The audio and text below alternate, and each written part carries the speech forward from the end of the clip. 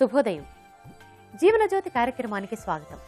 ఇవాళ మన కార్యక్రమంలో స్త్రీలలో రక్తహీనత నివారణకు ఆయుర్వేదంలో ఉన్న పరిష్కార మార్గాలను డాక్టర్ గాయత్రి దేవి గారిని అడిగి తెలుసుకుందాం.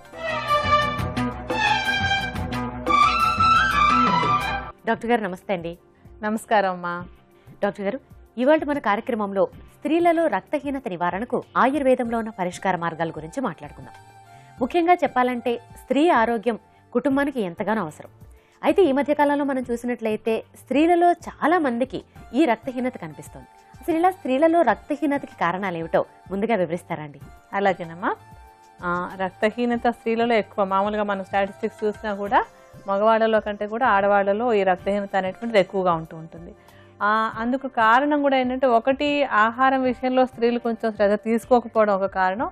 అంటే పోషక విలువలు ఉన్నటువంటి ఆహారాల్లో కొంచెం ఇనుము, తర్వాత బి కాంప్లెక్స్, ఆ తర్వాత ఏంటంటే విటమిన్ సి, ఇలాంటివన్నీ బాగా ఉన్నటువంటి ఆహారాలు తీసుకుంటుంటే ఇటువంటి సమస్య రాదు.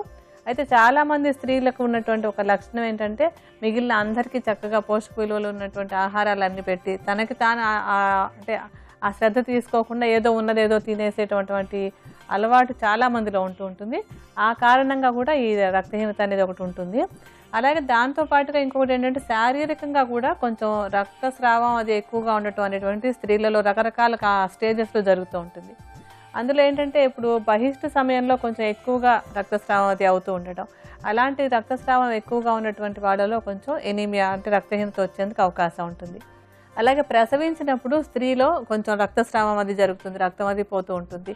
అలా అయినప్పుడు కూడా ఏంటంటే, సరిగా శ్రద్ధ తీసుకుని మళ్ళీ రక్తం పట్టేటువంటి ఔషధాలు అవి వాడకపోవడం వల్ల కూడా ఈ రక్తహీనత వచ్చేందుకు అవకాశం ఉంటుంది. ఇంకా ఆ తర్వాత ఏంటంటే, కొంతమందికి కొంచెం పదే పదే అబార్షన్లు సహజంగా అవ్వడం కానివ్వండి, లేకపోతే ఏదో నాకు ఇష్టం లేదు ఇప్పుడు గర్భం రావడం అని చెప్పి అబార్షన్లు చేయించుకోవడం వల్ల కానివ్వండి, ఏదో ఒక విధంగా అబార్షన్లు అవ్వడం వల్ల కూడా రక్తహీనత వచ్చేందుకు అవకాశం ఉంటుంది. ఇంకా అలాగే ఏంటంటే, మెనోపాజ్కు దగ్గరలో వచ్చినప్పుడు కొంచెం ఈ పీరియడ్స్ అవి కాస్త ఇర్రెగ్యులర్గా అవుతూ ఉంటాయి. అంటే ఒక్కొక్కసారి 10 రోజులకి 15 రోజులకి అయిపోతూ ఉండడం, కొంచెం రోజులు ఎక్కువగా అవుతుండడం, కొంచెం రోజులు తక్కువగా అవుతుండడం, ఇలాంటి సమస్యలు ఎక్కువగా ఉంటూ ఉంటాయి అన్నమాట. అలాగా ఇర్రెగ్యులర్గా పీరియడ్స్ ఉండి కొంచెం ఎక్కువగా రక్తస్రావం అవుతున్నా కూడా ఈ రక్తహీనత వచ్చేందుకు అవకాశం ఉంటుంది. కొంతమందికి ఫైబ్రాయిడ్స్ అవి ఉంటూ ఉంటాయి. ఈ ఫైబ్రాయిడ్స్ అవి ఉన్నప్పుడు కూడా కొంచెం రక్తస్రావం ఎక్కువగా అయిపోతూ ఉంటుంది. 3 రోజులు 4 రోజులు అయినా కూడా చాలా ఎక్కువగా రక్తం పోతూ ఉంటుంది. అలా పోతూ ఉండడం వల్ల కూడా కొంచెం ఈ రక్తహీనత వచ్చేందుకు అవకాశం ఉంటుంది. అంటే ఎంత రక్తస్రావం అవుతుందో అంత మళ్ళీ రక్త కణాలు తయారవ్వాలి శరీరంలో. అలా తయారవ్వడానికి కావాల్సినటువంటి సప్లిమెంట్స్ తీసుకోవడం కానివ్వండి, ఆహారం తీసుకోవడం కానివ్వండి, ఇటువంటి అంశాలు కొంచెం అశ్రద్ధ అవుతూ ఉంటాయి. అలా అవ్వడం వల్ల కూడా ఈ రక్తహీనత వచ్చేందుకు అవకాశం ఉంటుంది.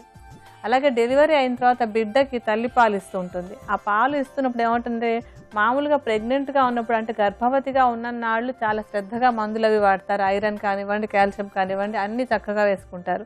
ఒకసారి డెలివరీ అయ్యేటప్పటికి ఏంటంటే, ఫోకస్ అంతా కూడా పుట్టిన పాపాయి మీదకి వెళ్ళిపోతుంటుంది. ఇంట్లో వాళ్ళకి కానివ్వండి, అంటే డెలివరీ అయిన అమ్మాయికి కానివ్వండి, ఎవరికైనా కానీ ఆ అశ్రద్ధ ఎక్కువ అవుతుంది అనమాట. తన మీద తనకు ఒక అశ్రద్ధ ఎక్కువైపోతూ ఉంటుంది. అలాంటప్పుడు డెలివరీ తర్వాత వాళ్ళు సరైనటువంటి సప్లిమెంట్స్ తీసుకోకపోవడం, తన ఆహారం విషయంలో శ్రద్ధ తీసుకోకపోవడం, అలాగే చాలా కాలం పాటు బిడ్డకు పాలు ఇస్తూ ఉండడం, ఈ పాలు ఇస్తూ ఉన్నప్పుడు కావాల్సినటువంటి ఆహారాన్ని అంటే సప్లిమెంట్ తను తీసుకోకపోతూ ఉంటే కనుక ఏమవుతుందంటే, ఆ తల్లి పాల ద్వారా తల్లి శరీరంలో ఉన్నటువంటి ఐరన్ అంటే రక్తం సరిగా ఉండడానికి కావాల్సినటువంటి ఆ పోషక విలువలన్నీ కూడా పాల ద్వారా బిడ్డకు వెళ్ళిపోతూ ఉంటాయి. అవి వెళ్ళిపోతున్నప్పుడు తల్లి తీసుకోకపోతూ ఉంటే కనుక తల్లికి రక్తహీనత వచ్చేందుకు అవకాశం ఉంటుంది. ఇది చాలా మందిలో ఎక్కువగా కనపడుతూ ఉంటుంది. డెలివరీ అయిన తర్వాత వీళ్ళు తనకి తాను శ్రద్ధ తీసుకోకపోవడం, కేవలం బిడ్డ మీదనే ఒక దృష్టి పెట్టుకోవడం వల్ల కూడా డెలివరీ అయిన తర్వాత కొంతమందిలో ఈ రక్తహీనత అనేటువంటిది కనిపిస్తూ ఉంటుంది. ఇలా కొన్ని ప్రత్యేకమైనటువంటి కారణాల వల్ల స్త్రీలలో ఈ రక్తహీనత అనేటువంటిది మనం ఎక్కువగా చూస్తూ ఉంటాం. డాక్టర్ గారు, స్త్రీలు సాధారణంగానే కుటుంబాన్ని పట్టించుకునే విషయంలో వారి ఆరోగ్యం పట్ల కానీ వారి పట్ల కానీ శ్రద్ధ వహించరు. అయితే వాళ్లలో ఎనీమియా, ఈ రక్తహీనత ఉంది అని ఏ విధంగా గుర్తించాలి? సిమ్టమ్స్ ఏ విధంగా ఉంటాయండి? లక్షణాలు ఏ విధంగా ఉంటాయంటే, మొట్టమొదట తొందరగా అలసిపోయినట్టుగా అయిపోతూ ఉంటారు.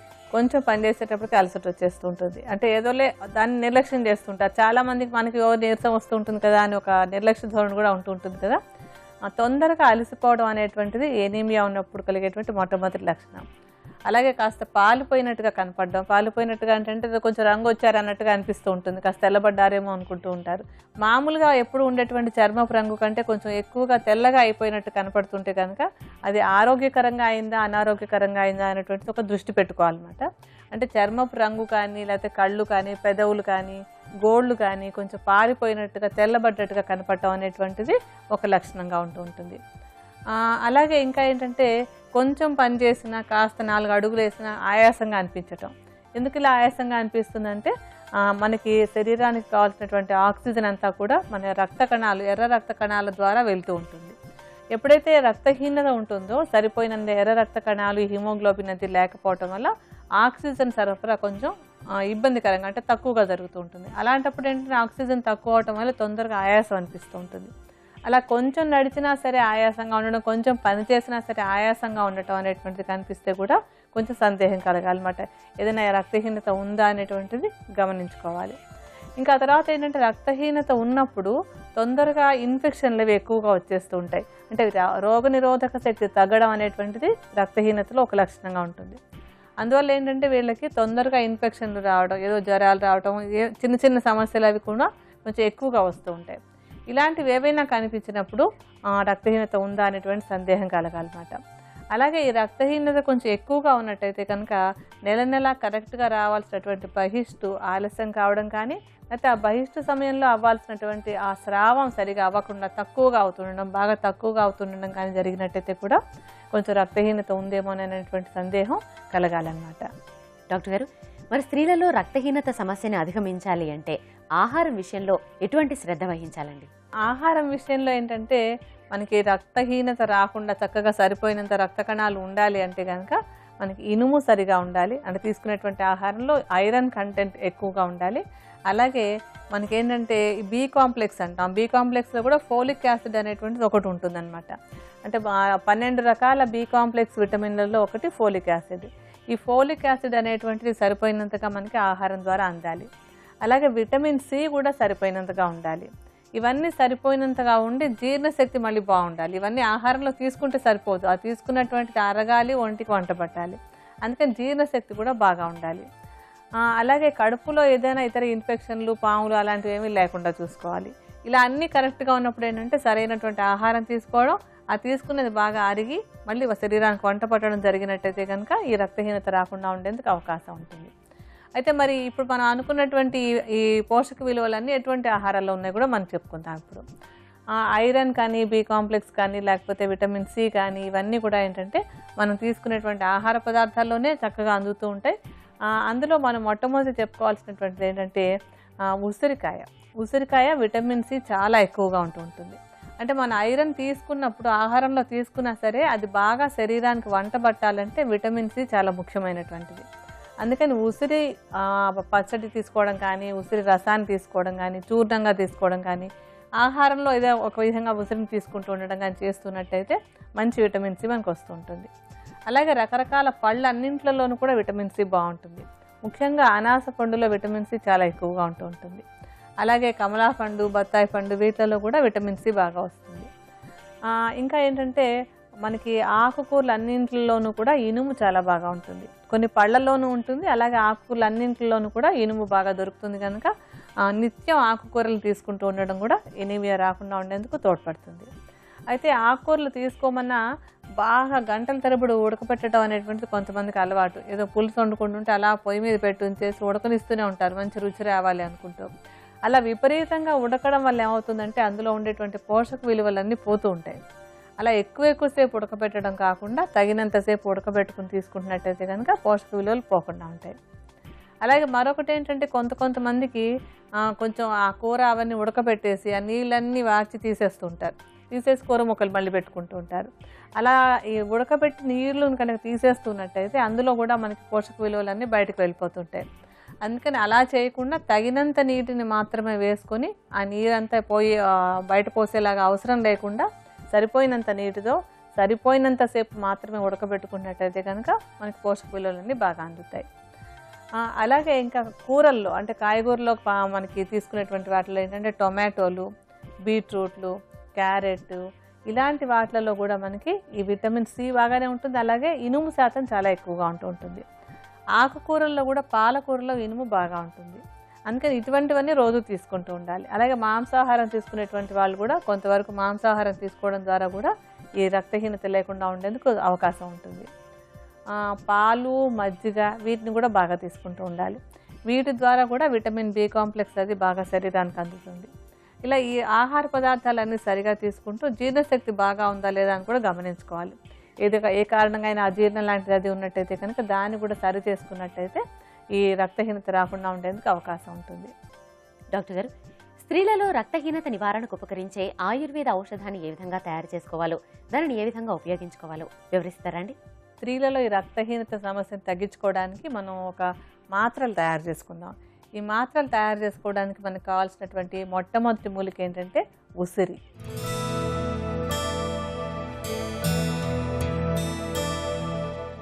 ఈ ఉసిరి ఏంటంటే ఒక రసాయనం ఎప్పుడు కూడా మనకు శరీరానికి అన్ని మేలులు చేస్తుందని చెప్పుకున్నాం కదా. అందులో ఏంటంటే ఏ కణాలు ఎంత ఉండాలో ఎలా ఉండాలో అవన్నీ కూడా బాగా జరగడానికి ఉసిరి బాగా ఉపయోగపడుతుంది. అలాగే ఉసిరిలో ఉండేటువంటి విటమిన్ సి శరీరంలోకి తీసుకున్నటువంటి ఐరన్ కంటెంట్ అంటే ఇనుము బాగా వంటబట్టి రక్తం బాగా తయారవడానికి బాగా సహాయపడుతుంది. అందులోనూ విటమిన్ సి ఇందులో చాలా ఎక్కువగా ఉంటుంది. ఆ ఉసిరి ఏంటంటే ఎండిపోయిన తర్వాత కూడా అందులో ఉండేటువంటి విటమిన్ సి నాశనం అయిపోకుండా ఉంటుందన్నమాట. ఉసిరిని ఎండబెట్టి ముక్కల్లాగా చేసి ఎండబెట్టేసుకుని దాన్ని చూర్ణంలాగా చేసుకుని ఈ చూర్ణాన్ని ఒక 80 గ్రాముల పరిమాణంలో తీసుకోండి. నేను మీకు చూపించడం కోసం కొంచెం చూర్ణం విడిగా పెడతాను.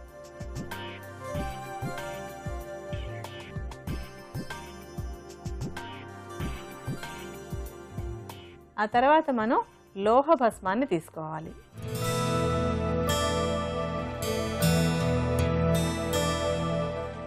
లోహ భస్మం అంటే లోహం అంటేనే ఐరన్ని మనకి డైరెక్ట్గా మనకి శరీరానికి అవసరమైనటువంటి అంటే రక్తం బాగా తయారవడానికి కావాల్సినటువంటిది. అయితే ఏంటంటే ఈ ఐరన్ లోహ భస్మం అనేటువంటిది ఎవరికి వాళ్ళ ఇంట్లో తయారు చేసుకోలేరు. ఒక భస్మం తయారవ్వాలంటే దానికి చాలా చాలా ప్రాసెస్ ఉంటుంది. దానిలో అంటే శుద్ధి చేయడం, ఒక ఇనుముని శుద్ధి చేసి దానికి భావన చేసి ఆ తర్వాత దాన్ని పుటం పెట్టడం అంటాం. ఆ పుటం పెట్టడం అనేటువంటిది కూడా చాలాసార్లు చేయాల్సి ఉంటుంది. అలా పదే బాగా పుటం పెట్టి చేసిన తర్వాత మాత్రమే ఈ లోహ భస్మం తయారవుతుంది. అలా తయారైనటువంటి లోహ భస్మం మనకి శరీరంలో రక్తహీనత తగ్గించడానికి బాగా ఉపయోగపడుతుంది. ఈ ప్రాసెస్ ఎవరికి వాళ్ళ ఇంట్లో చేసుకోగలిగినటువంటిది కాదు. అందుకని మంచి ఫార్మసీ వాళ్ళు తయారు చేసినటువంటి లోహ భస్మాన్ని బజార్ నుంచి తీసుకొచ్చి దాన్ని ఔషధంలోకి వాడుకోండి. ఆ లోహ భస్మాన్ని 40 గ్రాముల పరిమాణంలో తీసుకోవాలి.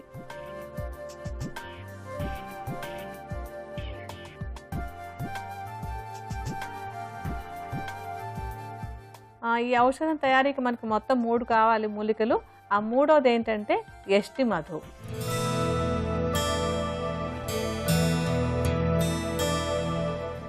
ఈ యష్టి మధు కూడా ఒక చక్కటి రసాయనం.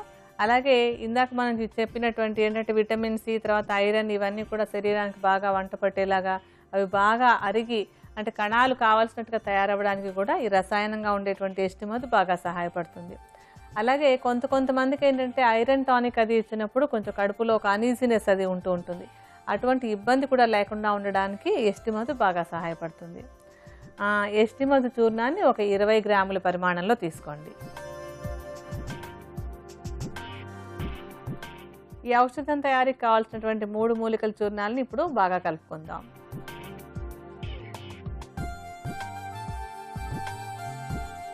మనం మాత్రలు తయారు చేసుకుంటామని చెప్పాను కదా. ఈ మూలికల చూర్ణాలన్నీ కలుపుకొని పెట్టుకున్న తర్వాత దీన్ని ఒక మూలికతోటి దీన్ని భావన మర్దన చేయాలి. భావన అంటే ఏంటంటే దానిలో అంటే ఈ మూలికల చూర్ణాన్ని దానిలో పెట్టి నానబెట్టడం, మర్దన అంటే దానిలోనే దాన్ని బాగా నూరడం అన్నమాట. ఇలా చేయడం కోసం మనకు కావాల్సినటువంటిది ఏంటంటే గుడూచి.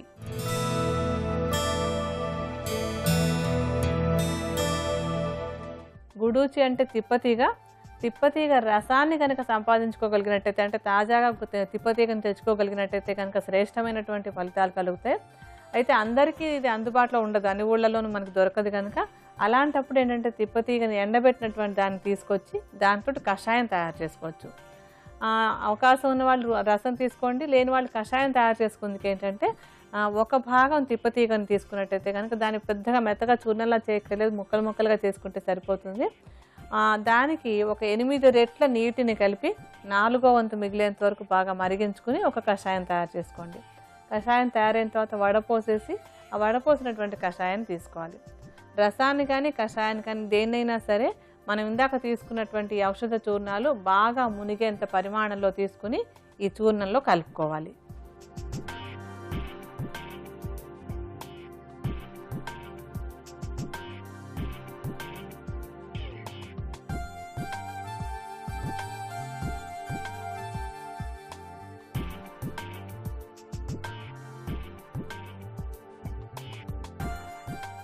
ఇలా ఈ తిప్పతీగ కషాయం కానీ రసం కానీ దీనిలో కలిపేసుకున్నాక ఒక రోజంతా నాననివ్వండి. అంటే దాన్ని భావన అంటాం.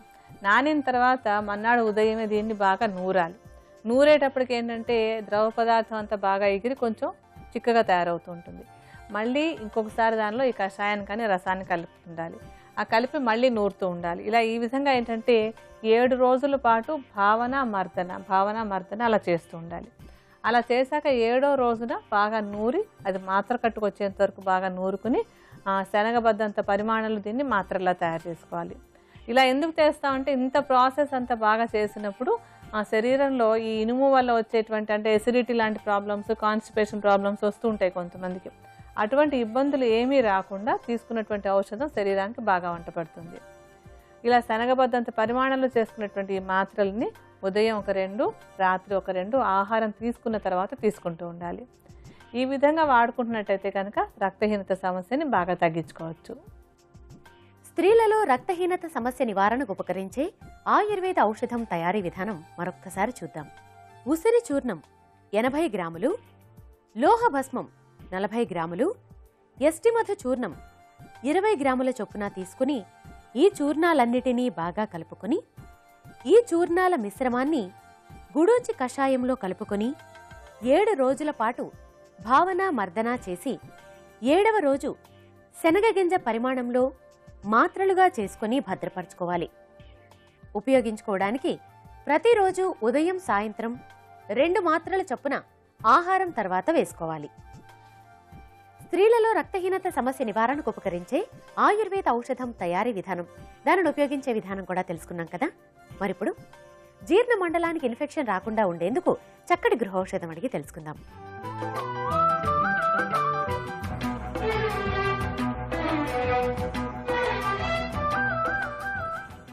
డాక్టర్ గారు, జీర్ణ మండలానికి ఇన్ఫెక్షన్ రాకుండా ఉండేందుకు చక్కటి గృహౌషధాన్ని తెలియజేస్తారండి? జీర్ణ మండలానికి ఇన్ఫెక్షన్ రాకుండా ఉండడానికి పచ్చి మామిడికాయ, మిరియాలు ఈ 2 బాగా ఉపయోగపడతాయి. పచ్చి మామిడికాయలు చిన్న చిన్న ముక్కలుగా చేసేసుకుని ఒక 2 చెంచాల ముక్కలు, దాంట్లో ఒక 1/2 చెంచాడు మిరియాల చూర్ణం, కొంచెం తేనె కలుపుకోండి. ఈ మిశ్రమాన్ని అంటే కొన్ని రోజుల పాటు ఒక 40 రోజులు కానీ ఒక 2 నెలల పాటు కానీ నిత్యం తీసుకున్నట్టయితే కనుక జీర్ణ మండలానికి ఒక రక్షణ కలిగి ఇన్ఫెక్షన్లు రాకుండా ఉండేందుకు అవకాశం ఉంటుంది.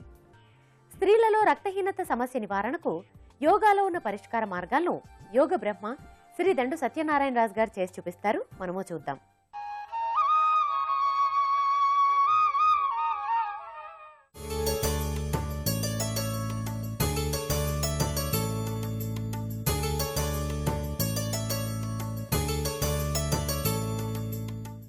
మయూరాసనం, ద్విపాద అధోముఖ ప్రణామాసనం సాధన చేయడం ద్వారా స్త్రీలలో రక్తహీనత సమస్యను నివారించుకోవచ్చు. మయూరాసనం, ఈ ఆసనం సాధన చేయడానికి ముందుగా మోకాళ్ళు చేతులపై ముందుకు వంగుతూ చేతుల వేళ్లను మోకాళ్ల వైపు ఉండేలా నేలపై దృఢంగా ఆంచి ఇప్పుడు శరీరాన్ని కిందకి దించుతూ ఉదరాన్ని 2 మోచేతులపై ఆంచి కాళ్లను పైకి ఎత్తి ఉంచాలి. శ్వాస సాధారణంగానే తీసుకోవాలి. ఇలా ఈ ఆసనం రోజు 6 నుండి 10 సార్లు సాధన చేయవచ్చు. ఇలా ఈ భంగిమలో ఉండగలిగినంత సమయం ఉండి తిరిగి యథాస్థానానికి రావాలి. రెండవ ప్రక్రియ ద్విపాద అధోముఖ ప్రణామాసనం. ఈ ఆసనం సాధన చేయడానికి ముందుగా కూర్చొని కాళ్ళు రెండింటినీ ముందుకు చాచాలి. ఇప్పుడు కుడి కాలును పైకెత్తి కుడి భుజం పైన, ఎడమ కాలును పైకెత్తి ఎడమ భుజం పైన ఉంచి కాళ్లను నిటారుగా పైకి ఉంచి ఇప్పుడు చేతులు రెండింటితో ప్రణామం చెయ్యాలి. ఇప్పుడు కూడా శ్వాస సాధారణంగానే తీసుకోవాలి.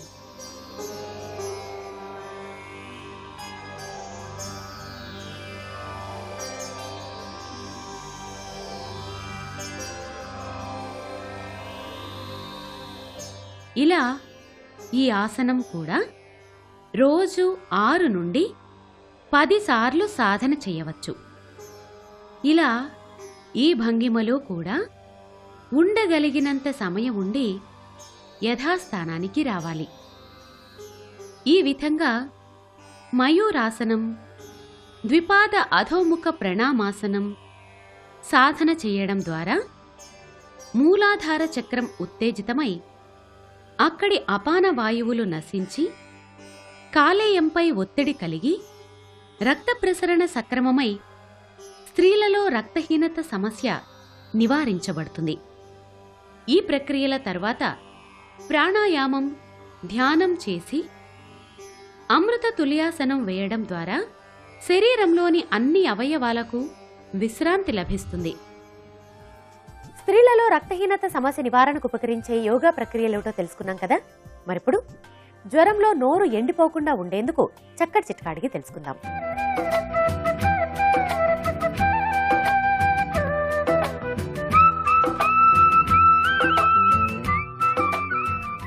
డాక్టర్ గారు, జ్వరం వచ్చినప్పుడు మాటిమాటికి నోరు ఎండిపోతూ ఉంటుంది. ఈ సమస్య నివారణకు చక్కటి చిట్కాని తెలియజేస్తారా అండి? జ్వరం వచ్చినప్పుడు మాటిమాటికి నోరు ఎండిపోకుండా ఉండడానికి దానిమ్మ రసం బాగా ఉపయోగపడుతుంది. దానిమ్మ రసాన్ని 2-3 చెంచాలు చొప్పున పదే పదే కొంచెం కొంచెంగా చప్పరించుతూ తీసుకుంటున్నట్టయితే కనుక ఈ నోరు ఎండిపోవడం అనేటువంటి సమస్యని తేలిగ్గా తగ్గించుకోవచ్చు. చూశారు కదా, జ్వరంలో నోరు ఎండిపోయే సమస్య నివారణకు దానిమ్మ రసం ఎంత బాగా ఉపకరిస్తుందో. ఇదే ఇవాల్టి మా జీవనజ్యోతి కార్యక్రమం. ఇవాల్టి కార్యక్రమంలో స్త్రీలలో రక్తహీనత సమస్య నివారణకు ఆయుర్వేద యోగా శాస్త్రాల్లోని చక్కటి పరిష్కార మార్గాలతో పాటు మంచి గృహౌషధం చిట్కా కూడా తెలుసుకున్నాం కదా. తిరిగి మరొక ఎపిసోడ్లో మరొక జీవన సమస్య, దాని పరిష్కారంతో మేము ముందుంటాం. అంతవరకు సెలవు. నమస్కారం.